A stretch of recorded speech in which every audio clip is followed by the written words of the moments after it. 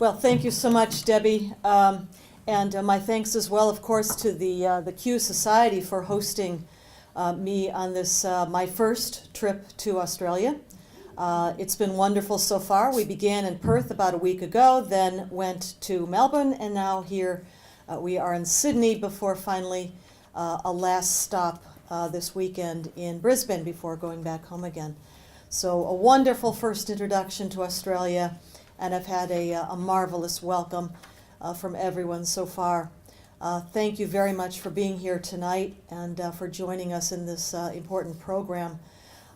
Certainly share your concerns, and I think as I talk tonight, you'll see that the way we look at things over in the United States and the situation over in the United States is in a lot of ways quite similar to what you're looking at here in Australia. So what I thought I would do here tonight is to give you some of the background. I'm sure you probably, many of you know a lot of what I'm going to cover tonight, but let it be a bit of a review. Where this all comes from. You know, Michael was talking about all of the advances of Sharia and the indicators of Muslim society and the agenda moving into Australian society. Well, we've got the same thing going on in the United States. But what I'm going to start with here tonight is where that comes from, what it's based on.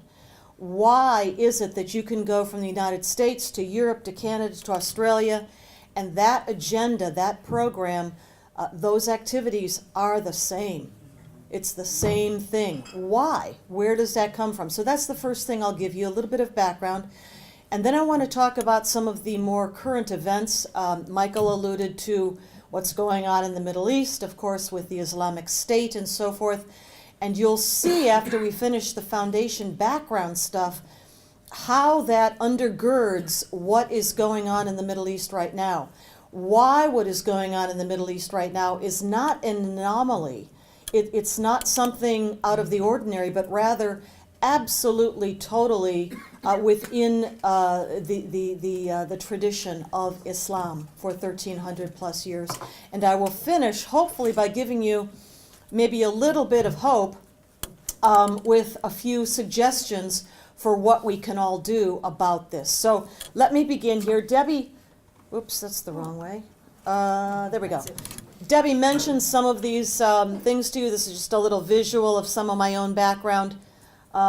But suffice to say, the first part of my career was spent with the Central Intelligence Agency, although nothing to do with Middle East or Islam for those 20 years. I was actually focused on the Soviet Union, Russia, weapons of mass destruction and so forth, but turned to the Middle East and a study of Islam, a deep dive into Islam after the attacks of 9/11. More recently, though, now and for the past 14 years, I have been in the private sector, and I work now in the policy community of Washington, D.C. in the United States. And as Debbie mentioned, I work with a think tank called the Center for Security Policy.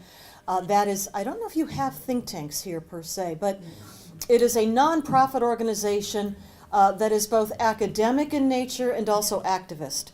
And so the academic part of it is scholars affiliated with it that write and speak and broadcast and so forth. And the activist part of it is that we try to get out and talk to people. We do a lot of briefing up on our own Capitol Hill with our congressional members and try to inform people. So that's the activist part. All right. I want to mention first, we have the, okay.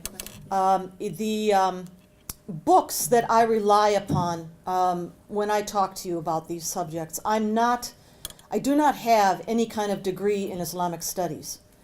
I have studied all of it, and the Quran and the Hadiths and the Sharia, the Sirat, that is the biography of Muhammad and so forth. But I don't have a degree in any of that. And so when I talk about this, I've got to rely and reference to you the original source material that it comes from. So if I'm saying something to you, I'm going to source it to an original source, typically, and most often if I can, to an Islamic source. It won't be from some Western university professor someplace. But this book, let me mention first, is one that I had the privilege of editing. And so this book was published about 4 years ago by my think tank, the Center for Security Policy. It is dedicated to an explanation of what is Sharia, what is Islamic law, and then the second half of it is about the Muslim Brotherhood, which certainly in the United States, Canada, Europe, to some extent I think here, but perhaps less so, acts as the vanguard for the infiltration, the insinuation of Sharia into our societies and indeed even our legal system. So I want to recommend this book to you. Back in the back at the conclusion of the program tonight, there is a table where books as well as books and some various books are for sale. This particular book is available back there on a small thumb drive. I've loaded several different publications, we'll talk about a couple more, onto thumb drives that I think might be useful for you, which you are available for purchase in the back, and this book is. All right, to begin with, obviously, the Quran. We can't talk about Islam without talking about the Quran. That is the very first, work of reference that has to be read and studied and mastered. So this is the particular volume that I use. There are various different volumes and translations, but this happens to be the one that I use. The next thing that you need is a book of law. This happens to be the one that I like the best because it is so clear and easy in the way that it is divided into chapters with headings like jihad, lying, and so forth. As well, these books are available at a very inexpensive price. I buy most of my books used on Amazon.com. Otherwise, I'd be bankrupt for the number of books I've got in my house. But this one is available on Amazon, and it is the book of law that I use most often as a reference. It is Sunni law, but let me tell you that between Sunni law and Shiite law, there's not a whole lot of difference on the major topics like jihad. There's not a sliver of difference between them.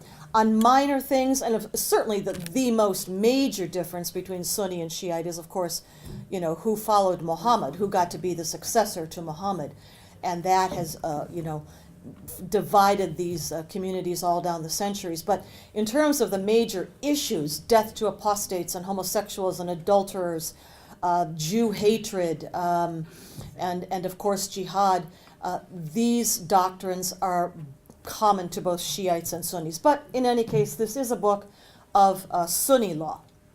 All right, so here's another one that I'd like to recommend, and it's a small book. It is, you're looking at two different covers of the same book. That's the same book there.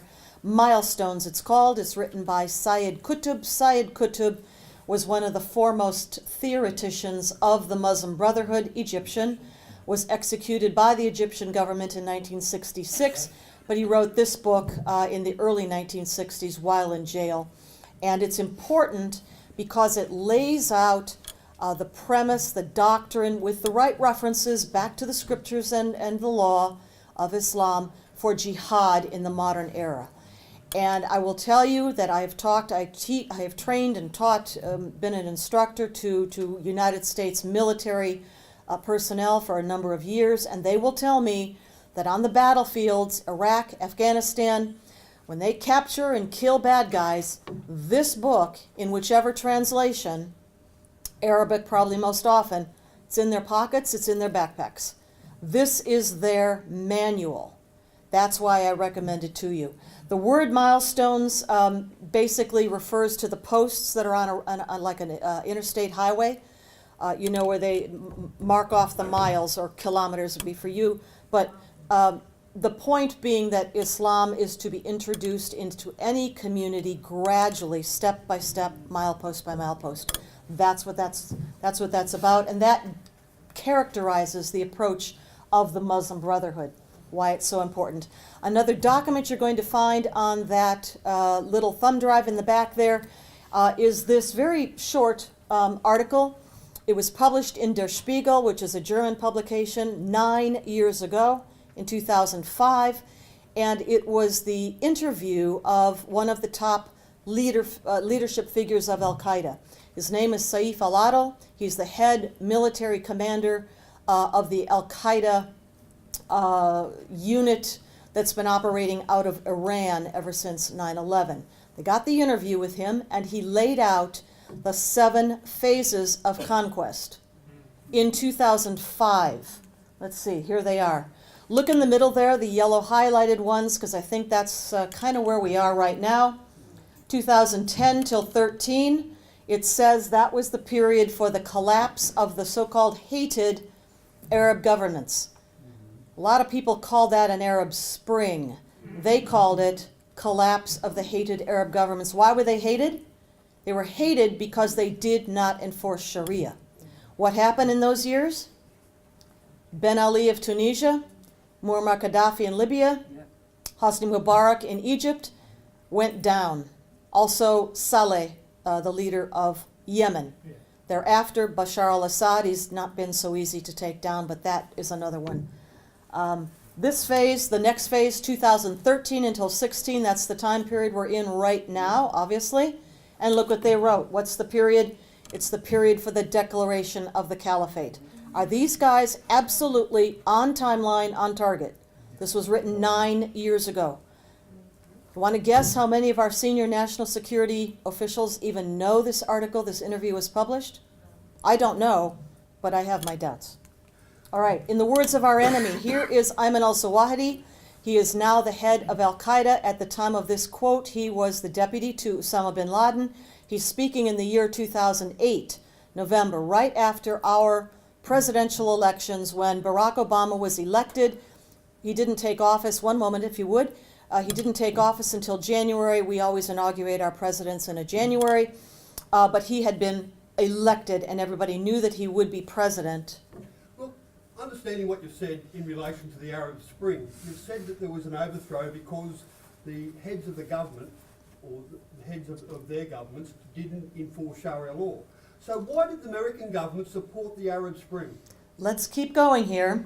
As I describe this, I want to lead into how the American government became infiltrated and influenced by the Muslim Brotherhood in particular in the United States. That is what happened to our government. We'll get to that as we go forward. We'll take questions at the end. In there, yeah, we will. I'll make sure We'll have I'll plenty of time for answer as questions. many as Wait, you have. Listen. So anyway, Ayman al-Zawahiri speaking in November of 2008, and look what he says again, the highlighted words here. He is speaking directly to Obama, and he says, "You are facing a jihadi awakening, but you refuse to recognize it, and you pretend not to see." Does that sum up the situation? Exactly, in our country at least. All right, this little diagram is the way I want to illustrate the onslaught of jihad and Sharia. Up at the top, is this a pointer as well? Does it go red? Oops, no, it doesn't. No, it's okay. Never mind. But look at the top row there. And off to the left-hand side, again, there's Ayman al-Zawahiri. He is, of course, the head of al-Qaeda now. In the middle is Hassan Rouhani. He is the new, since last year, president of Iran. And then over on the right-hand side is Abu Bakr al-Baghdadi, the head of the Islamic State. Obviously, it's very clear that they are pounding on us. They're coming for us. They've already hit us in many ways. But the onslaught from them is direct, it's visible, it's kinetic in many cases. What I want to emphasize, and really with this whole presentation, is that that's not the only onslaught facing us. The rest of it is coming at us from the sides and from underneath. So over here on this side, I have got on the left a little photograph there of Hassan al-Banna, who is the founder of the Muslim Brotherhood. That's coming at us, in particular, United States and Europe, Canada. Over on the right-hand side is that book of law that I use, so I'm saying Sharia is coming at us. And then through the back door, a term that really kind of encompasses both of those, and that is stealth jihad, a term really coined, I think, by Robert Spencer, who I think perhaps has addressed you previously, and is just absolutely brilliant on these topics. But that totality is what's coming at us. It is a whole of society assault. It is not just kinetic. It is not just blowing things up and killing people and making pyramids of skulls like Genghis Khan. That's not what they're about. They are about conquest to what? These are the objectives. The objectives of al-Qaeda, the objectives of the Islamic State and the objectives of every single other Islamic jihad organization in the world, be it Hamas, Hezbollah, Taliban, Lashkar-e-Toiba, you name it. These are their objectives. They only want two things. They want the establishment of Islamic government, meaning a caliphate, right? And the enforcement of Sharia, Islamic law. Just two things, caliphate and Sharia. That is universal to every single jihad organization on earth. So why do they hate us? After 9/11, especially in the United States, we heard this question over and over again. Why did they do this? Why do they hate us? Well, the reason is that as long as there are free and democratic and liberal societies on earth, we represent a barrier to their objective that I just talked about, which is global subjugation to Sharia. As long as any of us exist as free people, as free societies, that blocks their universal objectives. That's why they hate us, because we stand in the way of what they think is a divinely ordained mission. And they do. They really think that that Allah wants them to do this. It's not just superficial, made it up. So around the edges of this slide, I've got a number of flags and logos just to go through them a little quickly. Up in the left-hand top, that's the flag of Iran. On the right-hand top, that is the flag of Hezbollah. In the middle down here, green flag with the white letters, that is the flag of Saudi Arabia. And the letters are stylized calligraphy in Arabic. It says, La ilaha illallah. And what that means is there is no God but Allah. That is the Shahada. That is the statement of faith in Islam. It is the statement of profession of faith. If a person is converting into Islam, it is on the flag of Saudi Arabia. And just in case you didn't get the point, there's a sword underneath. The round logo next to that, a shield kind of, is the logo of the Muslim Brotherhood. We're going to look at that some more in a bit. You'll see it in different styles, but that's one. The black flag underneath, you'll hear this often called the black flag of Al-Qaeda, or maybe the black flag of ISIS or something. That is the black flag of jihad. Long and short of it, that is the black flag of Islamic jihad. And it too has the same phrase on it in Arabic as the Saudi flag there, La ilaha illallah. And I think, it's the whole thing, La ilaha illallah wa Muhammad Rasulullah, which is, there is no God but Allah and Muhammad is his prophet. That is the full statement of faith in Islam. The bottom flag is the flag of Pakistan. All right, we can see that Sharia is advancing on a lot of fronts around the world. Not just the Middle East, but here in Australia, in Europe, in Canada, in the United States for sure. MENA stands for Middle East, North Africa. There and in the Middle East, the advance of Sharia has reached the violent stage. It is the final push. It is the ethnic cleansing of the original indigenous peoples of that region. That's by revolution.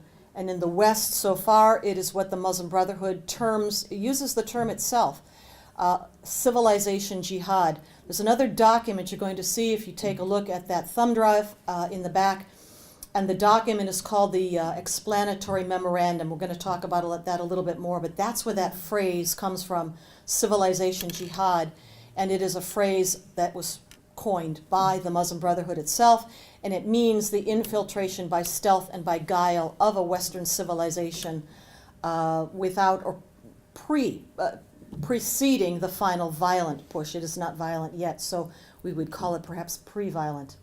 All right, Muslim Brotherhood. Here is what's going on in our society and how American policy got to be what American policy is that you see today. Muslim brothers began to infiltrate the West shortly after World War II. It goes back that far. And little by little, they infiltrated our society in all different spheres, academia, media, government, intelligence. And today in the United States, they operate as advisors and appointees at the very highest levels of the U.S. government. That's how we got there. And in other places, in Egypt, of course, they made a grab for power, but that didn't last very long. All right, here is the Muslim Brotherhood again, and another version of its logo. It's the same one, just a little bit different style. This is their motto: Allah is our objective, the Prophet is our leader, the Quran our law, jihad our way, and dying in the way of Allah is our highest aspiration. That is the motto. You may have heard then presidential candidate Mohammed Morsi in the middle 2012 absolutely roaring this motto out to the crowd, which roared right back at him in approval. This is the motto to this day of the Muslim Brotherhood. Now here's the logo. At the bottom you'll see a little word in Arabic. It says wa'idu. Wa'idu means prepare, make ready. And every Muslim knows what that means. It is a reference to verse 860 of the Quran. And that verse says, it begins with that word. It begins with the word prepare. Make ready your forces to the utmost of your power, including steeds of war, to strike terror into the hearts of the enemy. That is what the logo refers to, and everybody who sees that word on that logo knows the rest of the verse and where it came from. What are their objectives? Well, where have we seen this before?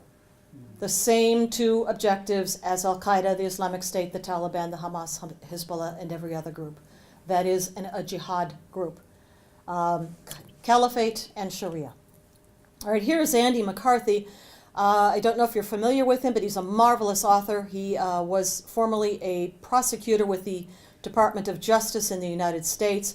He is the one that put away the blind sheikh, Omar Abdurrahman, who was responsible for the first attempt to attack our World Trade Center in 1993 in New York, and subsequent plots that were foiled with his arrest.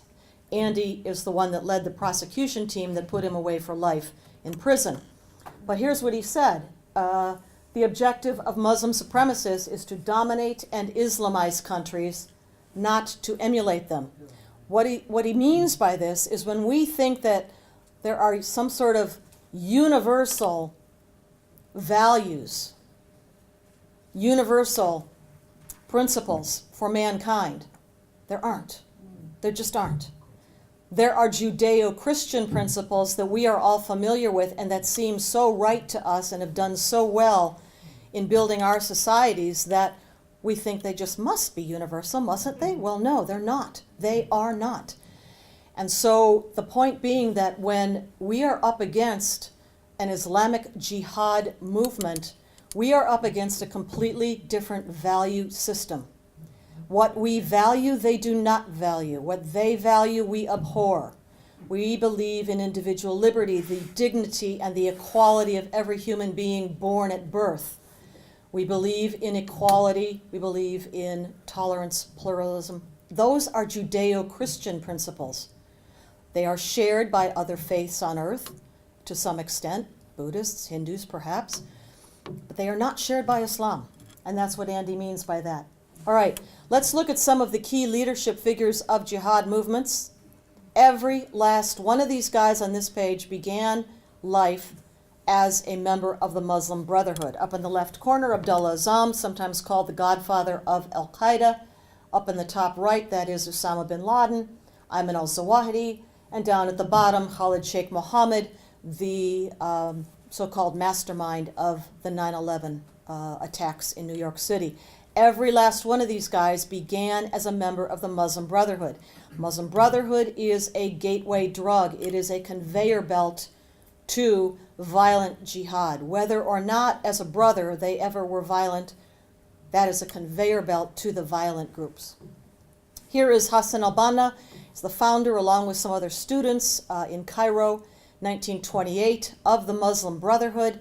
They founded it in part because they were lost without a caliphate. The previous caliphate, the last caliphate before that, had been abolished in the wake of World War I, when Turkey, the Ottoman Empire, was defeated. It was taken apart. The last bit of the rump state, if you will, of Turkey was what was left of the Ottoman Empire, and it was being ruled by Kemal Ataturk, who was determined to drag Turkey kicking and screaming into the 20th century. Well, the Muslim world was devastated by the loss of the caliphate. these students in 1928 in Egypt wanted to restore it. That's one of the reasons why they formed the Muslim Brotherhood to start with. Another reason, of course, was the world global domination of Islamic law. Here is Said Qutb again, the author of that book called Milestones, and I just wanted to highlight here again the global objective of the Brotherhood and of every other Islamic Jihad organization. It is not just for Egypt or just for Syria or what have you. It is global in nature, and this is what Said Qutb says, the movement of Islam. Go down to the bottom. Its sphere of action is the whole earth. Okay? They make no secret about this. It's not like this is some classified bit of information in a little dark box someplace. This is published. It is globally known. It is out there on the internet for anybody to see, or at Amazon.com. Here's the book again, Milestones. And again, the emphasis here is on the gradual nature of the insinuation of Islamic law into a society by stages. That was the point of Milestones, that it can be, as with the first community, with Muhammad and the early Muslims, as tradition would have it, at least, that the growth of Islam was a gradual thing, a step-by-step thing. Well, in modern society, too, Qutb says it's got to be that way, gradually, because if you don't, people will rebel against it, and you might not make progress, just like what happened in Egypt. They went at it too fast. All right, the project. I want to talk about this document because every single Western security service has this document, knows about this document. It was seized in the villa of a well-known Muslim brother named Joseph Nada in Switzerland right after 9/11 in late 2001. And the document contains the 100-year plan for the conquest of Islam.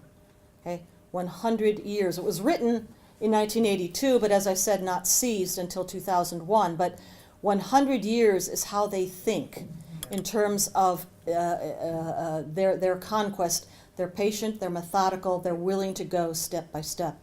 So what it contains is a blueprint and a program for imposing Islam and Islamic law.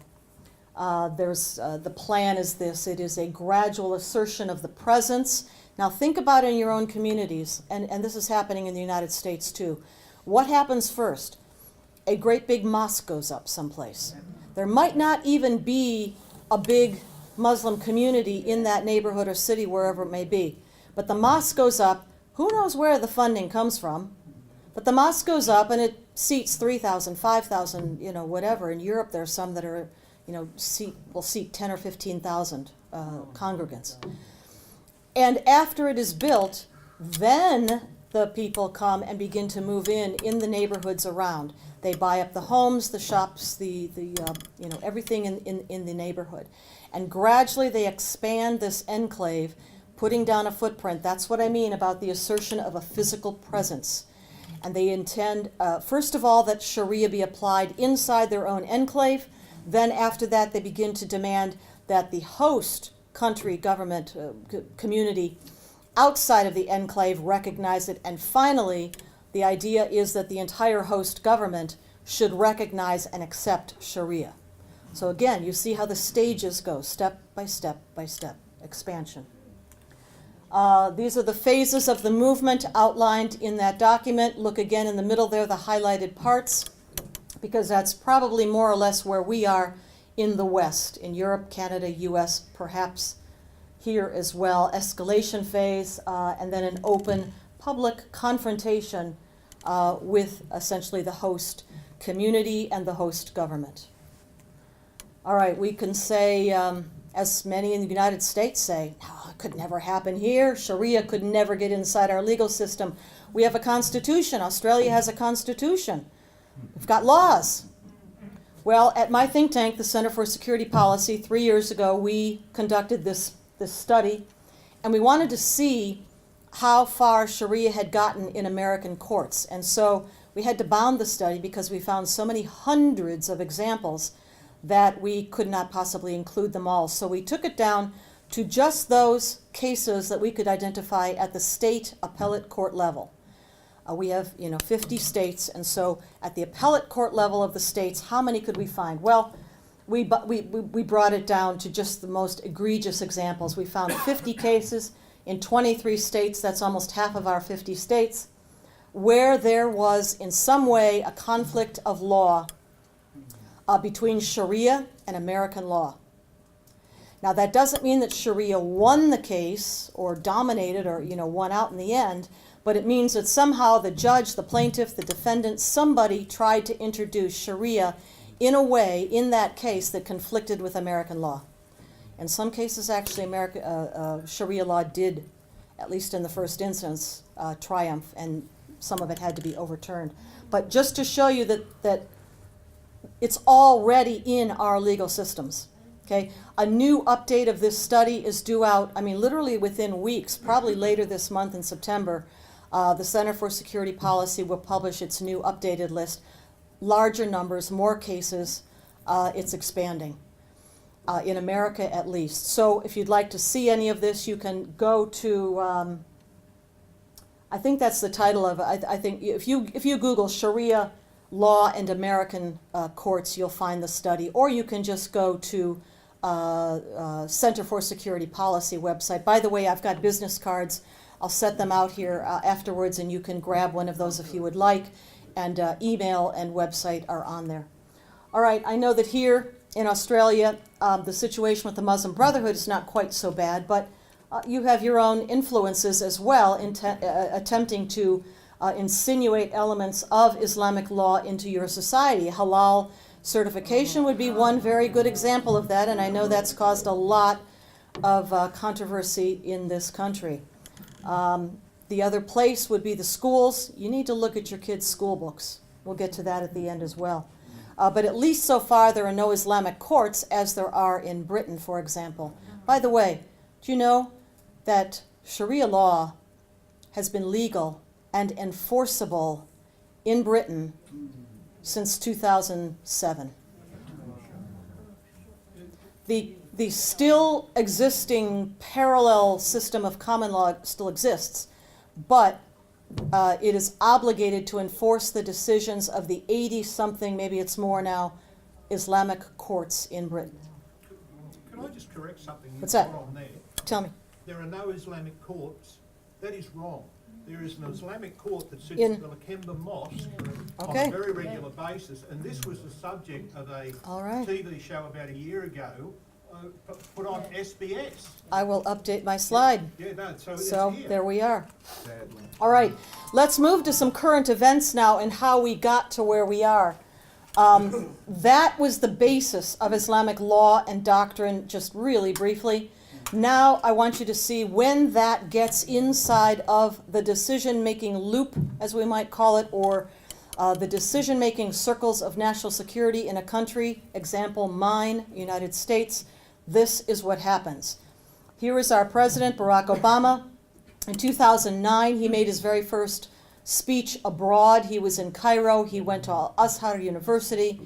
And there he spoke to an audience which included in the front row the specifically invited guests, members of the Muslim Brotherhood in Egypt. In that year, the Muslim Brotherhood was still outlawed in Egypt. They were not allowed to run for office or to exist as a party, as the Muslim Brotherhood.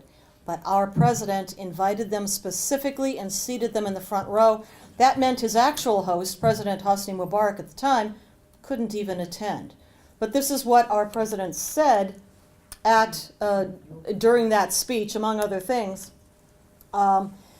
Basically, when he talked about a new beginning with the Muslim world, he was saying, he was, I think, giving the green light to the Islamic uprising which would follow within a year or two. And he was indicating that not only would the United States not stand against that uprising, it would support it. And indeed, that is what happened. Oops, I did it wrong again. Is his middle name Mohammed? Pardon? Is it true that his middle name is Mohammed? No, his middle name is Hussein. Oh, well, that's all right. So the Arab Spring, as some people would call it, unfolded, beginning in the spring of 2011. And there were revolts, as we mentioned, Tunisia, Libya, Egypt, and other places.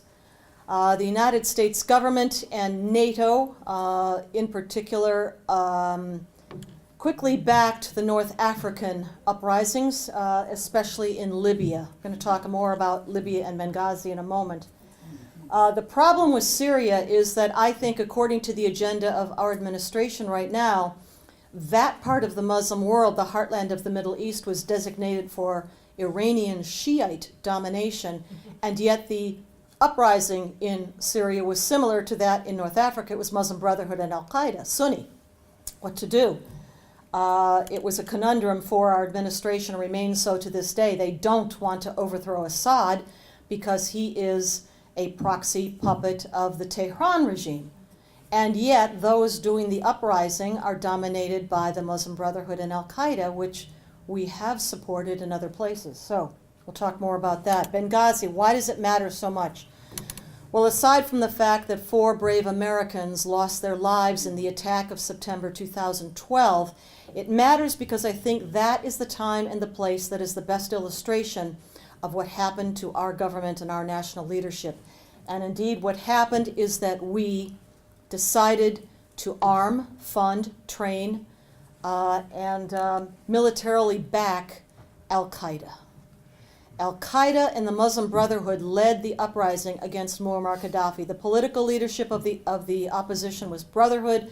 The actual fighting militias were Al-Qaeda. They were the ones that overthrew Gaddafi. No choir boy by any stretch of the imagination, but at the time our ally, he had given up weapons of mass destruction. He had given up support for terrorism. Indeed, he had Al-Qaeda in his jails. He was keeping them down in his part of North Africa. We decided that it was better to back Al-Qaeda to overthrow this sovereign government that was no threat to any of us at the time, indeed our ally, and instead allow the Muslim Brotherhood and Al-Qaeda to take over. There's this dichotomy. Yeah, that's what I have over there on the other side of the slide. There are some in the United States and in our national security leadership circles who genuinely believe that somehow there are good jihadis and bad jihadis. I kid you not. The good jihadis are the ones like the Muslim Brotherhood, which in the United States so far has never committed a violent act. Or Hizb ut-Tahrir, for instance, which has never, ever committed a violent act. They can preach it, they can talk it, they can stand for it, their motto, their logo, their everything. But as long as they actually haven't blown anything up or killed anybody, they got to be the good jihadis. Because the other ones, Al-Qaeda and now the Islamic State, are so obviously bad jihadis. Well, there just has to be good ones, right? Or something. I don't know. All right. In Benghazi, then, here is our Christopher Stevens, ambassador, who was killed. His job, though, in 2011, before he became ambassador in 2012, he was named the envoy to the Libyan revolution. His job was liaison to Al-Qaeda. It was America's first envoy to Al-Qaeda, in fact. That was his job, to make sure that Al-Qaeda and the Muslim Brotherhood won the Libyan revolution, which they did with the help of the facilitation of arms and weapons deliveries to Libya. There's some interesting news today. I don't know if Fox News is available in Australia. Is it? Okay, not in my hotel, but I've got it on my laptop so I can see it. But Fox News has just announced a special to run over the weekend, this coming weekend, on their television channel. And that special is our interviews with 3 commando security guards who were at Benghazi the night of the attack. These guys are now retired from U.S. government service. They are speaking out. They went to Fox News. They also wrote a book. It's called 13 Hours. 13 Hours in Benghazi, I think it is. Anyway, that is also available. Pre-sale at the moment on Amazon. It'll be open for sale completely next week. But the point about the interview with these 3 guys has just been announced. Brett Baer will host the special. It'll run multiple times over the coming weekend. And these 3 guys, were at the CIA annex, they call it. And they told Fox News that the chief of base at Benghazi, the CIA chief of base, refused to allow them to go to the assistance of Ambassador Stevens and the others at the other compound, which is called the Special Mission Compound, about a mile away. That delay, they were told to stand down 3 times, and they now have said this publicly, and it'll be announced in the special as well. 3 times told to stand down, stand down, stand down. The 3rd time they said, we're going anyway. They disobeyed orders. They went over there. They saved a bunch of people, but it was too late for Christopher Stevens and Sean Smith, who had died of smoke inhalation. But the 3 guys in the special say, if they had gone immediately, they were kitted up, they were ready to go within 5 minutes of the first gunfire. They were ready to go, and the chief of base would not let them go. They say if he had allowed them to go, Christopher Stevens and Sean Smith would be alive today. Sorry, is it true that Barack Obama's senior advisor, Barrett, sorry I don't know her first name, acted on behalf of the president to say they couldn't go in? We don't know that. There's a lot of speculation about the role that Valerie Jarrett plays in the White House. She's obviously a close advisor to the president, but the truth is we just don't know what her role is or was in this episode. All right, let's move on quickly because I've got a lot more to cover here. Both the United States and NATO and eventually the United Nations essentially delivered Libya to al-Qaeda. I mean, you can see in the news headlines what's going on there now. You see the news about the missing airliners? Yeah. Something like 11 airliners. They don't know where they went, but the Tripoli airport was overrun by jihadis, bad jihadis that was. And the airliners are missing. There's a lot of concern about what those airliners might be used for. They have not yet been able to locate them. But in any case, there, back in 2011, the United States government granted full diplomatic recognition to the rebels mid-year, July 2011. By September, the United Nations General Assembly had given Libya a seat to the rebels. And now, of course, the place is a mess. Here is one of the leadership figures, a Muslim Brotherhood leadership figure. His name is Mustafa Jalil. And here is what he said at the time about their intentions for that revolution. We, as an Islamic state, determine that Islamic law, a major source for legislation, and so forth. Anything that contradicts Islamic law will be considered null and void. What is this in line with? The objectives, the same objectives that every jihadi has. Caliphate and Sharia. And he says it, I mean, he's standing in front of a microphone there, right? And cameras. There should have been warning to our people in Benghazi the very day before September 11. Ayman al-Zawahiri, the head of al-Qaeda, issued a videotape that went out on jihadi websites.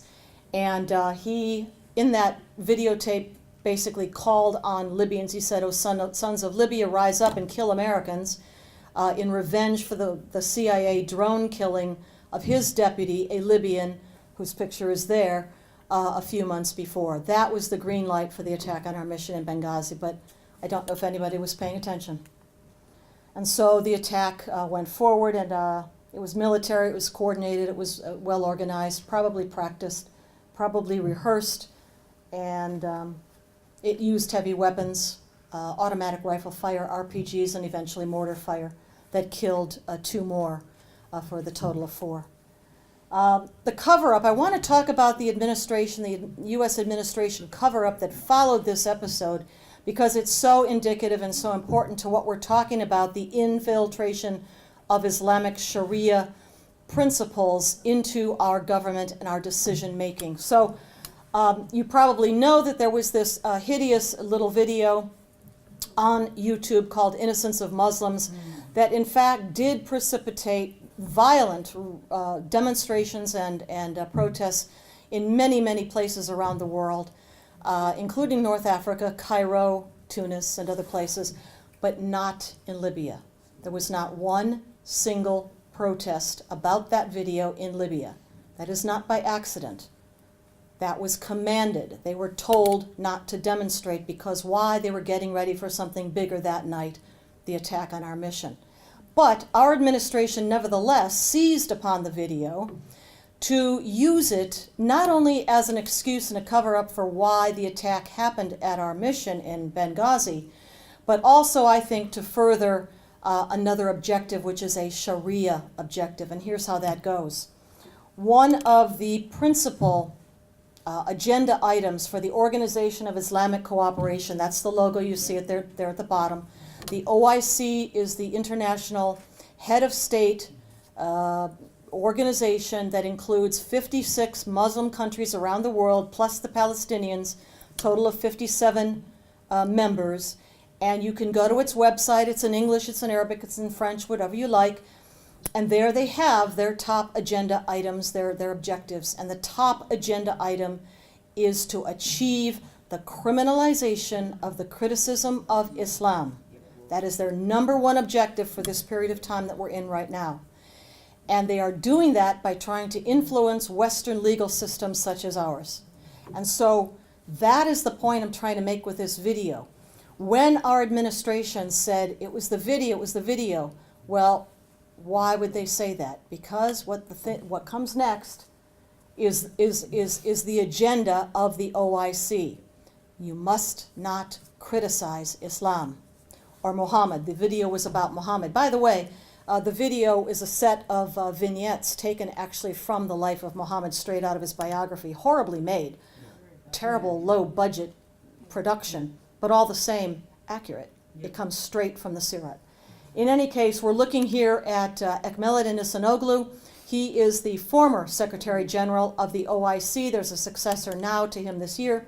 But here he is down at the bottom with our former Secretary of State, Hillary Clinton, and they've worked together on something called the Istanbul Process, a process which is intended to insinuate Islamic law on slander into the American legal system. Slander in your legal code and in ours has a very specific meaning. And in the American one, it has to be something false, it has to be known to be false, and it has to cause actual damage in order to achieve a conviction of slander in the criminal code of the United States. I expect it is something similar in the Australian legal code, but not so in Islamic law. Under Islamic law, slander, by definition, that book, Reliance of the Traveler that I use, has a chapter on slander. And what it says is slander is anything that a Muslim would find offensive. That means telling the truth, even about Islam, if it is offensive. And of course it's offensive when you get into some of this. It can be a capital crime under Islamic law that compels the death penalty.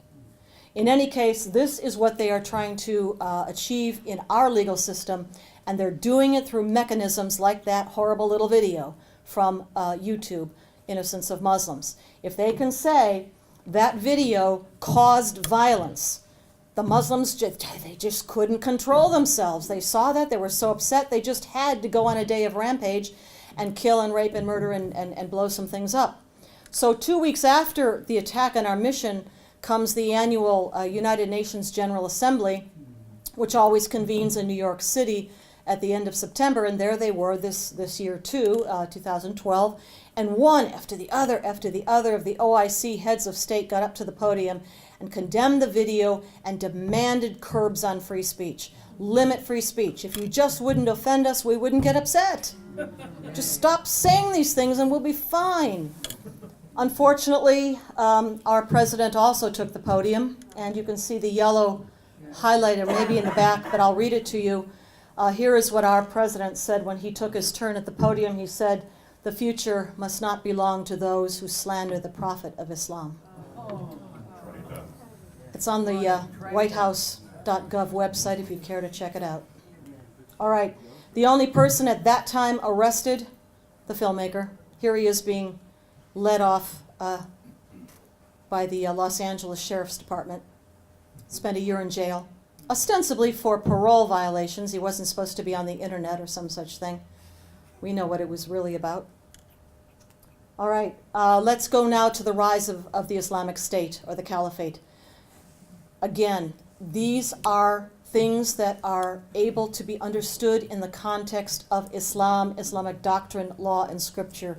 If you understand those things, you understand why these things are happening. So let's look at the Caliphate or the Islamic state. Grew to power really during the Syrian civil war, although its roots go back much farther than that, to the middle or early to middle 2000s, when it began as Al-Qaeda in Iraq, AQI, when our troops, and I think some of yours, were over there as a coalition fighting against these militias. And Abu Musab al-Zarqawi, who was killed in 2006, headed up AQI for a time before he was killed. Well, this organization grew out of that. So IS is an outgrowth, offshoot of Al-Qaeda. And essentially what we're looking at in the Middle East, all of that said, it is an intra-Islamic sectarian fight. It is between Sunnis and Shiites. It goes back to the time of Muhammad, or right after his death, reportedly in 632, when they could not decide on the succession, and they fought about that. One part, the majority said, well, we should pick the best man from the community, and those were the Sunnis. The others said, no, it's got to be from the house, the family, the bloodline of Muhammad, and they were the minority, and they became the Shiites. In any case, that is what the fundamental basis of the fighting in the Middle East is about. You can see it in Iraq. Certainly we saw it in Syria. Syria is a place where Bashar al-Assad, although he's an Alawite, which is a kind of a very weird offshoot of Shiite Islam, his backer is Iran, the Iranian regime in Tehran, and of course supported, he wouldn't be in power today without the Shiite terror proxy of Iran, Hezbollah. Fighting against them, a motley crew of Sunni militias, most of them affiliated with either Al-Qaeda or the Muslim Brotherhood, or both. What time is it, right? Which day is it? They switch allegiances about that fast. In the beginning, as ISIS, at that time it was called ISIS, ISIS, Islamic State in Iraq and al-Sham. It was backed by a number of nation states, Qatar, Turkey, the Saudis, even us, United States government, backed them, provided at least limited amounts of weapons to them. Abu Bakr al-Baghdadi grew up, of course, an Iraqi. He is Iraqi, although he's not really from Baghdad, as his name tries to imply. He's from Samarra, but he is Iraqi, and he calls himself now the commander of the faithful. He sets himself up to be caliph. He took the name Ibrahim, Caliph Ibrahim. The reason that IS and Baghdadi broke from Al-Qaeda is not because IS was so brutal, so extremist, so radical. Those words don't even mean anything in the context of Islam.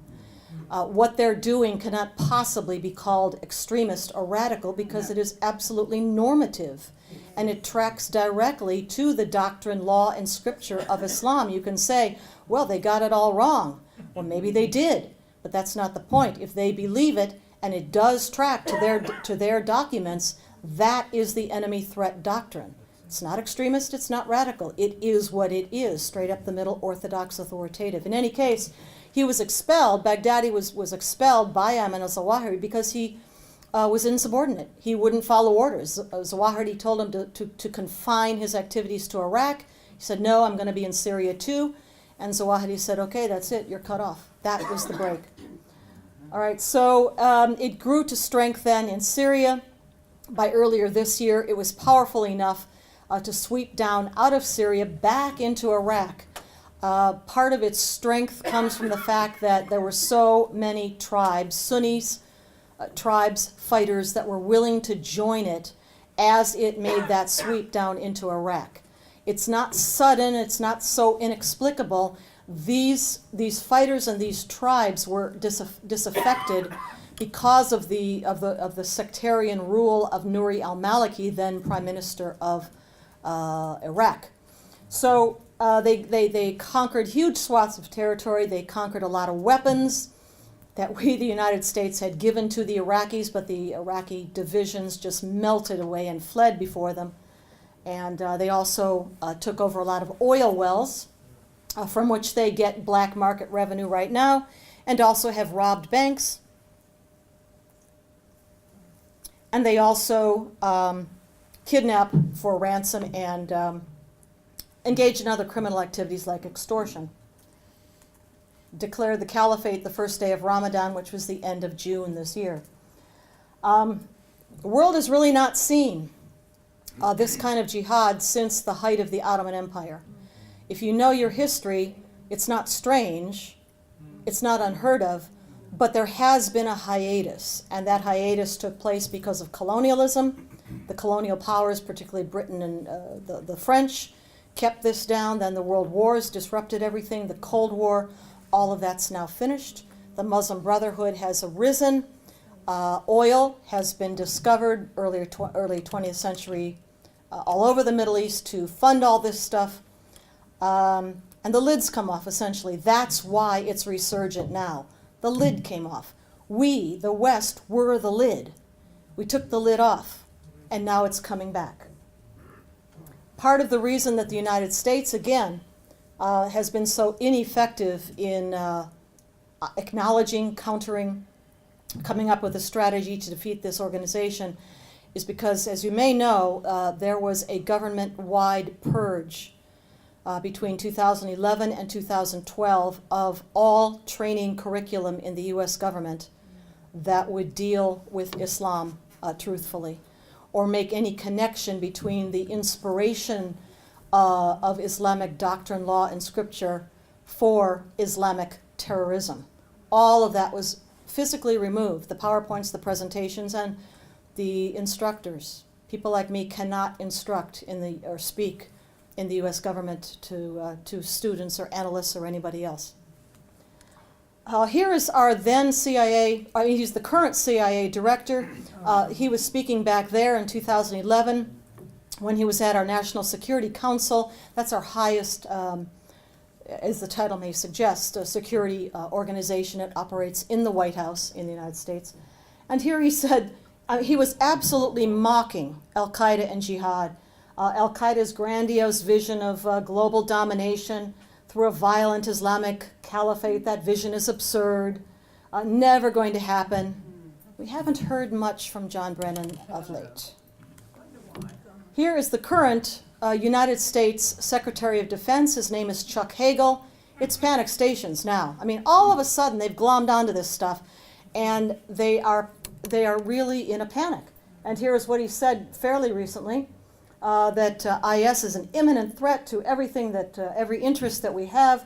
This is beyond anything we've ever seen. Well, it's beyond anything you've ever seen, Secretary Hagel, because you haven't done your homework. You haven't looked at the history of Islam, the 1,300 plus years of Islamic conquest and jihad. But it is a serious threat, and I don't mean to diminish that. I only mean to say that they are not fully aware of where it comes from. This is why it's a threat. IS has taken territory, it's holding territory, it is governing that territory like an administration, like a government. It is extracting taxes, it is building clinics, it is distributing food to the needy. It is doing everything in the territory it's conquered that a government would do. They are making every effort to look like a government, an Islamic government, a caliphate. They are also immensely attractive. This is another reason why there is such an influx of fighters to IS from all over the world. Success. It is something that draws jihadis who have dreamed of a new caliphate ever since, of course, the last one was abolished. And these guys are their vision of success. They are the ones, they want to be part of this. And so there are thousands of them with Western passports, like Australian, like American, Canadian, European, are absolutely flocking to the Islamic State. Oops, I did it again. All right. But that command to fight is not just, something that Baghdadi dreamed up. Everything he does is calculated to track to Islamic doctrine. And here is a citation from one of the hadiths, hadiths being the sayings, the actions, the collections of the sayings and actions attributed to Muhammad. This is from Sahih al-Bukhari, who is the #1 authoritative collector of hadiths. And he basically said that back then, he quotes Muhammad, that's what the apostle means, Muhammad. He said, "I have been ordered by Allah to fight against the people." Didn't mean just the Arabian, well, it wasn't Arabian then, but peninsula. It didn't just mean the local tribes. This is open-ended. This is forever. To fight against the people until they testify that none has the right to be worshipped except Allah, and that Muhammad is the apostle of Allah. Sometimes jihad is even considered the sixth pillar. You know that there are 5 pillars of Islam, basic tenets of Islam. Well, very often jihad is called the sixth. It cannot be one of the first 5 or 6, because there is a time envisioned when the world will be subjugated to Islam, at which point there won't be any need for any more jihad. So it can't be one of the permanent pillars, but it is often thought of as the sixth. And I want to look at these 5. Here they are. But look at the final one, the last one down there, which is zakat. Many people think that zakat is charity. It is not charity. It is an obligatory annual tax on all Muslim individuals and Muslim companies, firms. A percentage of their profits annually must be taxed. It is obligatory. The other thing about that is that a percentage of that obligatory tax by law, by Sharia law, must go to jihad. And so when you think about something like halal certification, right, and you've got boards of advisors who advise the companies when they take in the income from that certification about where it will go, how it will be invested, and where the annual zakat tax will be sent, that board of advisors is obliged by Islamic law to send one portion, 1%, 1/8 of the overall profit to jihad.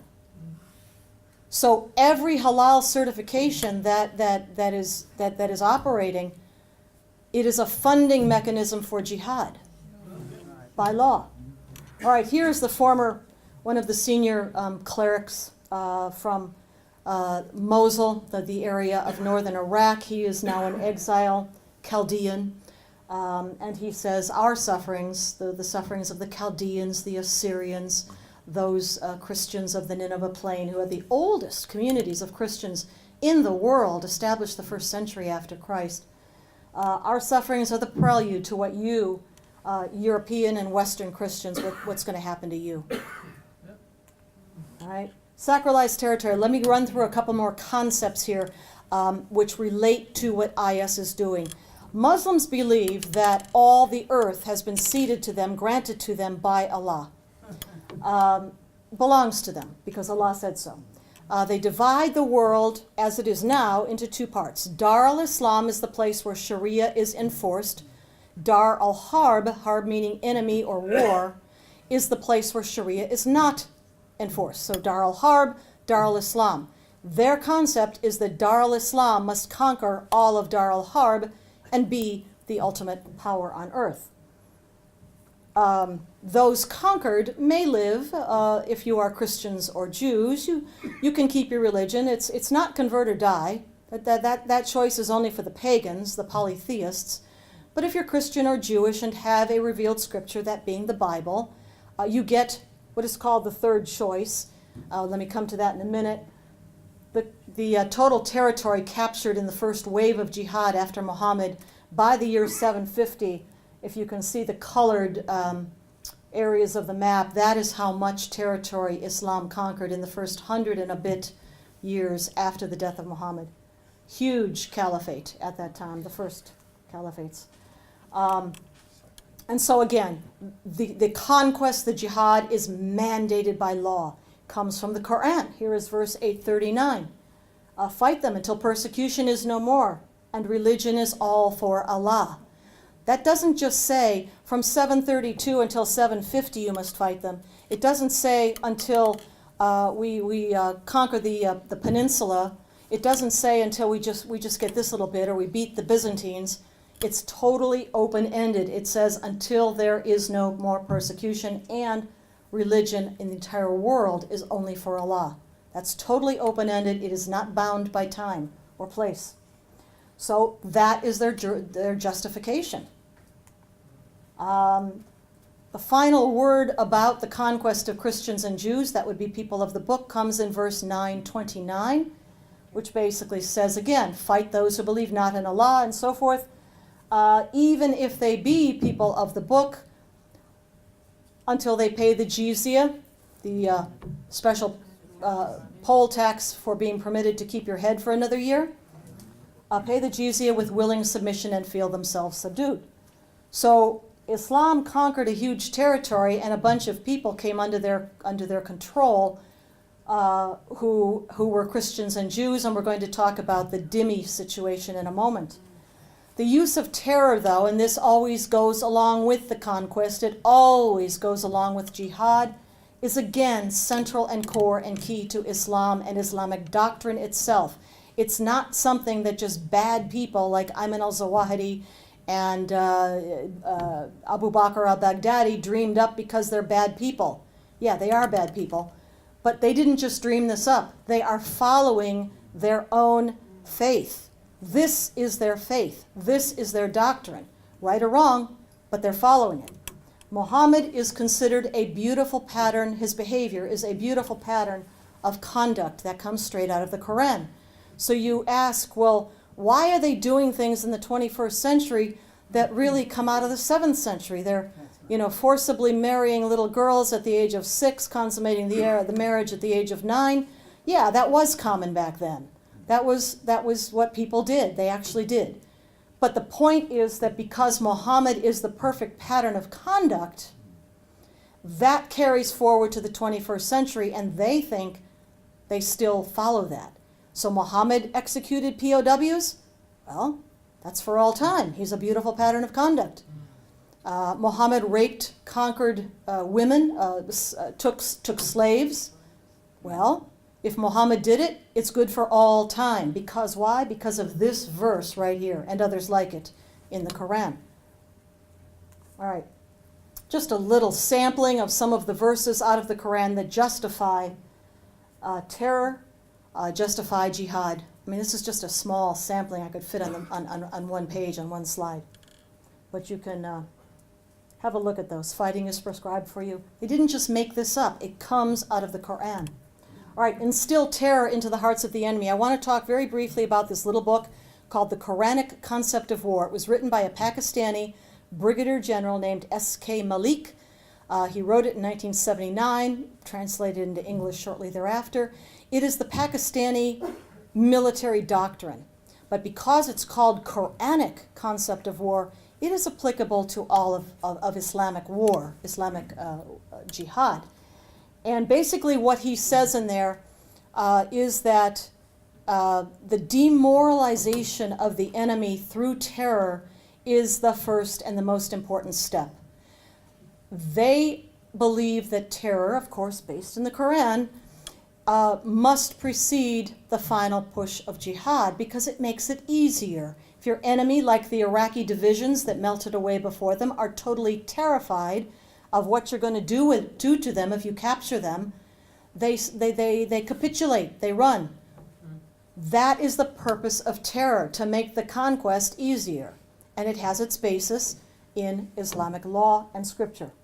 The psyops, in a modern sense, a modern military sense, the calculated use of terror might have their roots and might look as barbaric as what they were doing in the 7th century, but they are modern military tactics being applied right now and to great effect. Their PR campaign, we'll talk about that in a minute.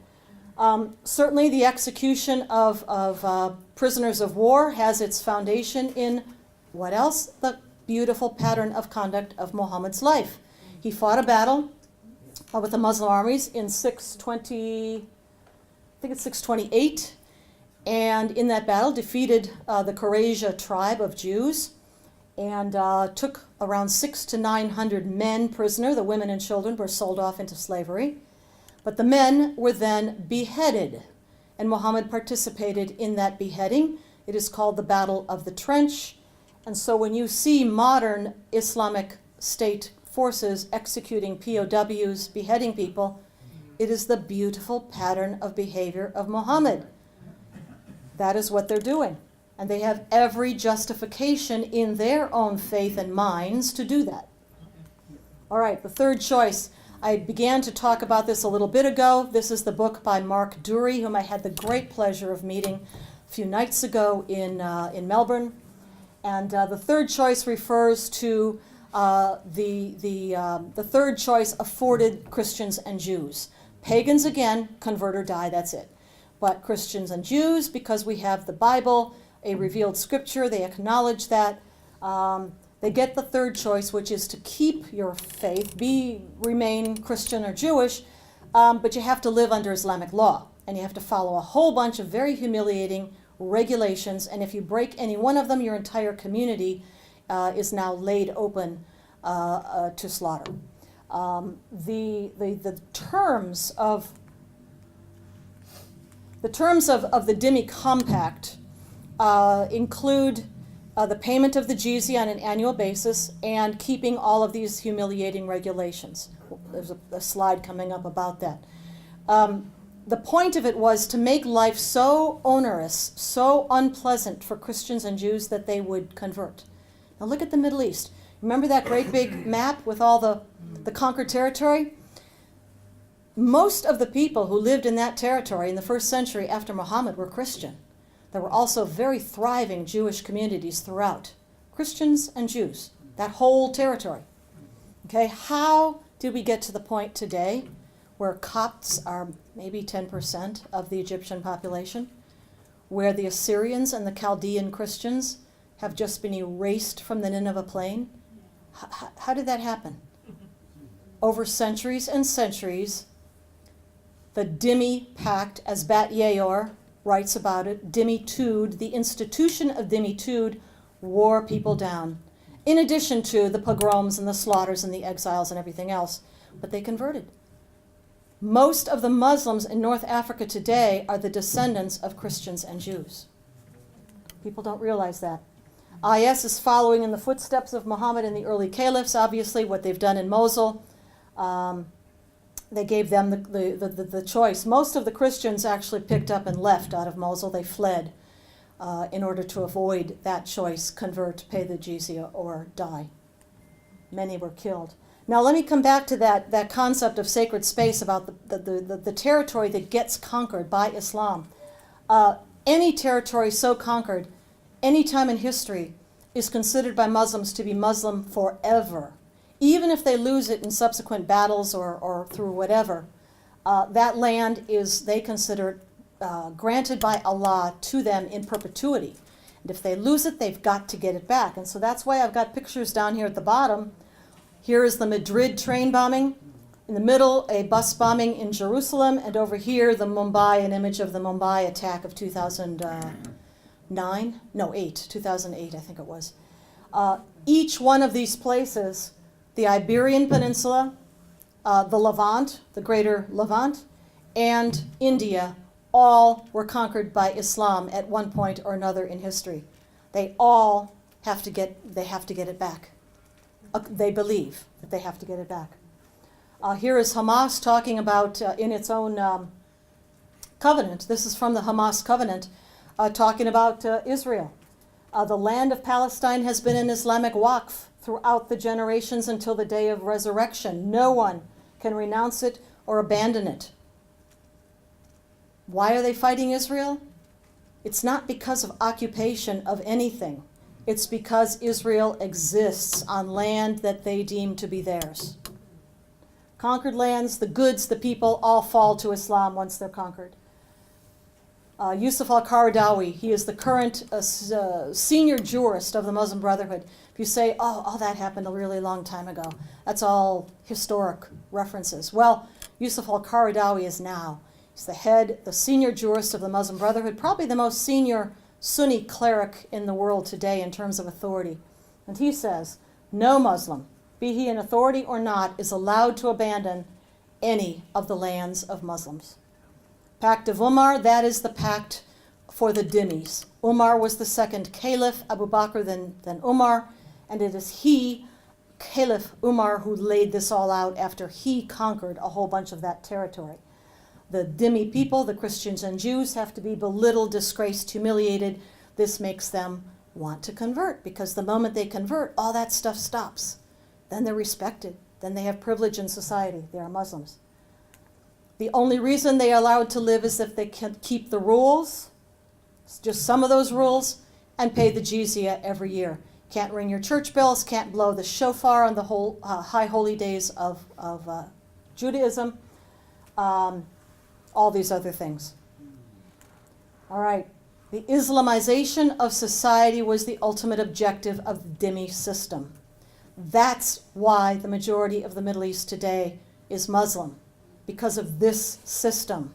Yes, again, as I said, thousands were killed. Many thousands of others emigrated and fled. But the vast majority, over time, converted.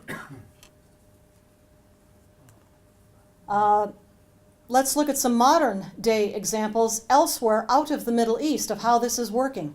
This is a picture of the plaza in front of the great cathedral of Milan in Italy. You can see row upon row of hundreds of Muslims occupying that plaza and praying in their rows there. They are occupying that space and claiming it for Islam right in front of the cathedral. That is a message to the West, to Christendom. They intend to take this back. Of course, lots of Italy was under Islam for a long time. It's not just in Italy. There again is Paris, France. And at the bottom, we've got a picture from Madison Avenue, downtown New York City. The same thing. Occupying the streets, physically taking up the space and claiming it for Islam.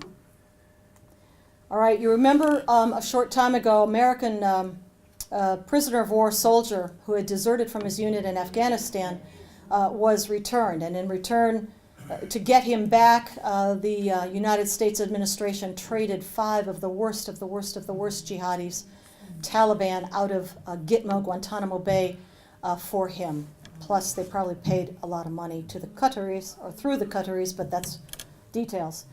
On the day that his release was announced, the parents came to the White House. The president received them at the Rose Garden, and they got to speak in front of the press corps that was assembled that day.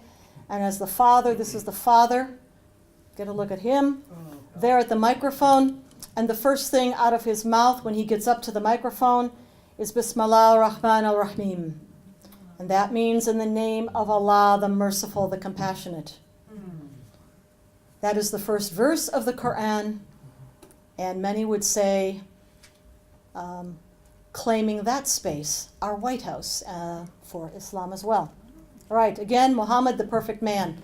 Let's come back to IS and why it does what it does and how it's modeling on Muhammad.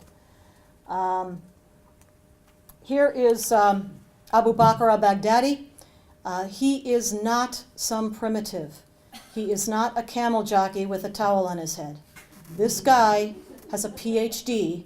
He has a doctorate in Islamic studies from a university in Baghdad. He also wears the black turban, claiming descent from Muhammad. I don't know if that's actually true or not, but he claims it. Again, because he wants to model himself and set himself up as the successor to Muhammad. Very visual imagery that he's using to do that. He's not the military commander of IS, but he is the spiritual leader. That picture of him on the right-hand side there is him leading Friday prayers in a mosque in, I think it was Mosul, after the fall of Mosul. He's a soldier scholar in his own mind on the model of Muhammad, although Muhammad also was a warrior. All right, all of these elements are in IS's favor right now. They've got all of this. The ideology, the leadership, they're very consciously including and capitalizing on each of these elements. The fighters, I don't even know what the number is now. When I made this slide, it was that many, but I don't know how many now. Weapons, money, etc. This is the structure of IS. This is what makes them the powerhouse, the juggernaut that they are.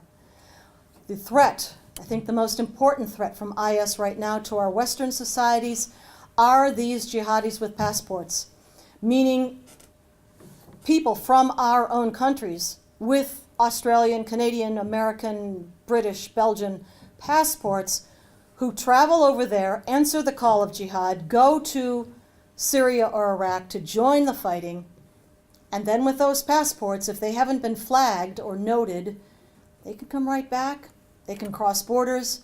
A lot of those passports, you don't even need a visa, at least to come into the United States from Europe. They are a serious threat to our societies because they're going to come back from battle all fired up. If they weren't fired up already, they're coming back all fired up with jihad ideas in their heads. They have a powerful public relations machine. What you're looking at here is the cover of the third magazine that IS has put out. They call the magazine Dabiq. Dabiq is the name of a small town in northern Syria. And it's the place where they think that the final battles of what they call the Malhama means Armageddon. They think that is the place near Dabiq that the final battles of the end times are going to be fought. And this magazine, this particular issue, the third one, is all about, as you see the name of it, a call to hijrah, calling to the jihadis, young Muslims in the Western societies and elsewhere, to come to fight, to come to join the caliphate, to come to join the jihad. And they're very sophisticated, using all the tools of the internet, Facebook, Twitter, Instagram, SoundCloud, all of these. They're everywhere on these. We just heard recently in the news, or I saw it, that I think it's a Canadian, if I'm not mistaken, was identified as one of their top IT experts, directing some of this online stuff. In any case, it is very sophisticated, the way they're calling and attracting youth to come and fight for them, and also the use of the images of terror, the horrible beheadings, the execution of POWs, goes right back to Quranic concept of war. Strike terror into the hearts of the enemy, and nothing else is left to be achieved. That's what he wrote in that book. Strike terror, and you're done. You've got it. If the enemy is terrorized, you've already won. That's what this is about. U.S. has been put on notice. They told us, we will drown all of you in blood. There are examples of prior individual jihad. This is from the United States, and also on there we've got Lee Rigby in the UK, and also the Jewish Museum shooting of earlier this year, done by a returning jihadi who had been to the Syrian battlefronts. So let's conclude here about what we need to do. The number one thing we need to do is, and thank you to all of you, is know the enemy. You are learning, you are coming to hear about it, to understand about it. Know the enemy is number one. You cannot fight the enemy, you cannot create an effective strategy to fight and defeat that enemy unless you know him first. Unfortunately, our president, pardon? Is that a picture of the enemy? That is a picture of Barack Obama, President of the United States, and he says, IS has nothing to do with Islam. In your opinion, Now, let her speak. We'll please. do the questions. All right, we'll have soon. questions soon. I promise you this is nearly to the end. He went on to say, I don't know why they keep calling it ISIL. I'm not sure. It's the Islamic State. That's what they call themselves. But he says ISIL. Speaks for no religion, et cetera, et cetera. No just God would stand for what they did. That was the beheading of the journalist, is what he's referring to there. No ideology of any value. That might be true. All right, it is a whole of civilization assault, and we have got to counter it with a whole of civilization defense. That means not just kinetic, it means the information battle space, it means in our faith communities, it means in our media, all through our society, has to be unified to oppose this and to defend against this, because they're coming at us with all of that on the offensive. Unfortunately, some of our NATO and other partners are not quite so with the program. I guess he didn't get the memo there. This is Ahmet Davutoglu, who has just become the new Prime Minister of Turkey, and he's saying pretty much the same thing our president said. IS is not a terrorist organization, et cetera, et cetera. Here is one of the ways not to stand up to Sharia. Justice of the Peace in Italy just recently fined 3 Italian girls the equivalent of $3,500 apiece because they wore swimsuits to the beach. What you're supposed to do when you go to beach is look like that. I guess. That's Italy. But the Dutch, another story. Apparently they've had it. There, about 6% of the population is Muslim. The Dutch government, though, has announced an end to a policy of multiculturalism. We'll see how they carry through with that. They are now insisting on regulations that would insist upon obligatory integration for immigrants who must learn Dutch language, accept Dutch values, and of course obey Dutch laws. The UK, not officially, but this is a former shadow Home Secretary who said this a short time ago, called for the UK to strip citizenship from Brits who go over to fight for IS. Also making it into the news recently was the announcement that task forces have been set up, including combined UK, British, and American Special Forces hunter-killer teams to go after people like that. Hopefully that is so.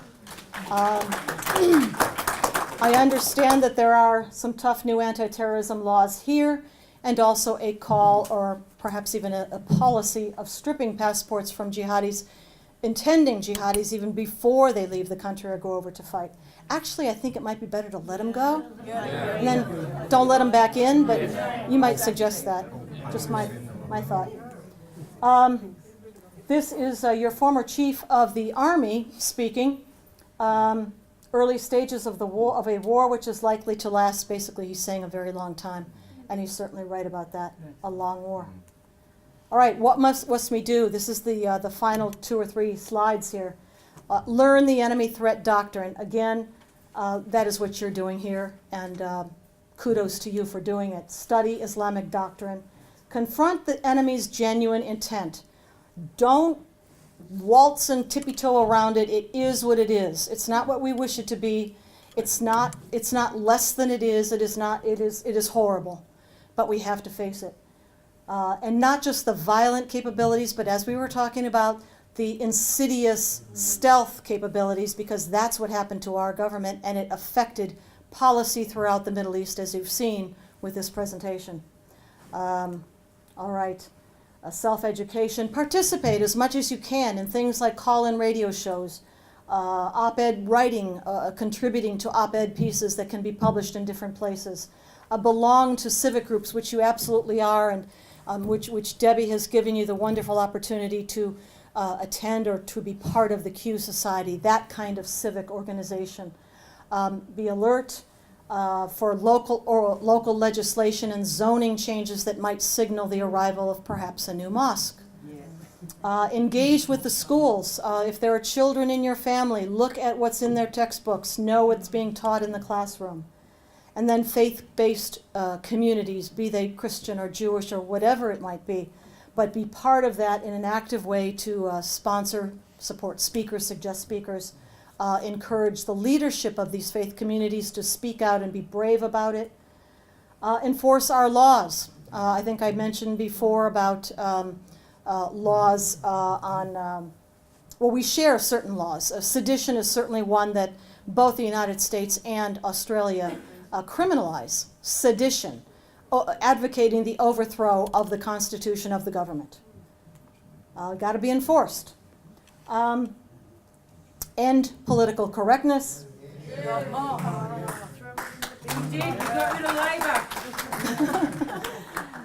Military has got to be monitored. This is the example of Major Nadal Hassan, who shot up our military base at Fort Hood after giving plenty of years' worth of warning about who he was and what he stood for. That little image at the bottom is his PowerPoint presentation. He was studying to be a psychologist, and he was supposed to be giving presentations on psychology, something to do with psychology. Well, instead, he gave a PowerPoint presentation on the Quranic worldview as it relates to Muslims in the U.S. military. He gave the warning, but we refused to see. What did Ayman al-Zawahiri say that from the quote at the beginning? A jihadi awakening, but you refuse to see it. Within our societies, be proud of who we are. Be proud of our national achievements, our culture, our heroes. Relearn our history and teach it to our children. Honor the heroes of our society, our military people, our law enforcement, veterans, patriots, and so forth. And Thank you.